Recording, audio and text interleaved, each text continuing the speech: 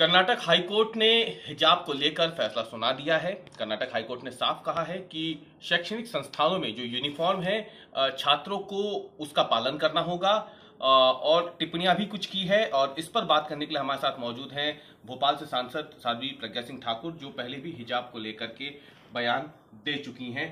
इस फैसले से पहले आपका एक वीडियो वायरल हुआ था, हिजाब को लेकर के आपने बातें कही थी, विवाद हुआ, आपत्तिजनक बताया गया।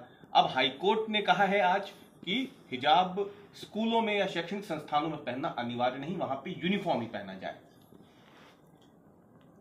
मैंने जो कहा था वो सत्य था और भारतवर्ष में सभी पंथों का सम्मान किया जाता है और न्यायालय ने भी जिस तरह से बिल्कुल मजबूती से जो डिसीजन दिया है हाईकोर्ट ने, वो कर्नाटक हाईकोर्ट ने बहुत अच्छा दिया और मैं सदैव कोर्ट का सम्मान करती हूँ, उनके निर्णयों का सम्मान करती हूँ और पूर्ण विश्वास है कि वो पूरी तरह से अपना उस विषय से संबंधित आकलन करके जब बोलते हैं तो देश के हित में होता है और जो निर्णय होते हैं हमें उनका सबको सम्मान करना चाहिए, सभी को सम्मान उस निर्णय का करना चाहिए।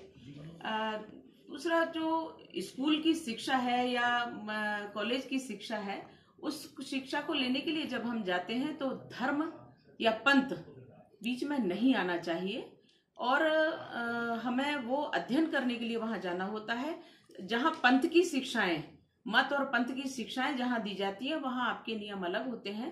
पर ये भारतवर्ष का जो अनुशासन है, हर कॉलेज और शिक्षा का जो अनुशासन है, उसमें जो समानता का व्यवहार होता है वो करना चाहिए। लेकिन इस पे विवाद तो काफी हुआ था ना, तभी तो मामला कोर्ट तक जब चला गया, सरकार ने फैसला किया था कि नहीं पहनना है, फिर आखिर विवाद क्यों हुआ? फिर इस पे विवाद करने वालों को विवाद करना है और कहीं ना कहीं ये जो पिछला चुनाव चल रहा था यूपी का, उस समय ये विशेष तौर पे मुद्दा उठवाया गया है और उठवा करके समाज में, पूरे देश में एक विघटन पैदा करना, एक अलग से कुछ तैयार करना और किसी भी प्रकार से चुनाव में बाधा हो और चुनाव में विशेष मुद्दा उठा करके मूल मुद्दों से भटकाया जाए जनता को, ये विषय था। मध्य प्रदेश को लेकर के आपको क्या लगता है? आप सांसद हैं, राजधानी से सांसद हैं, कर्नाटक हाईकोर्ट के इस फैसले का असर एमपी में कहीं?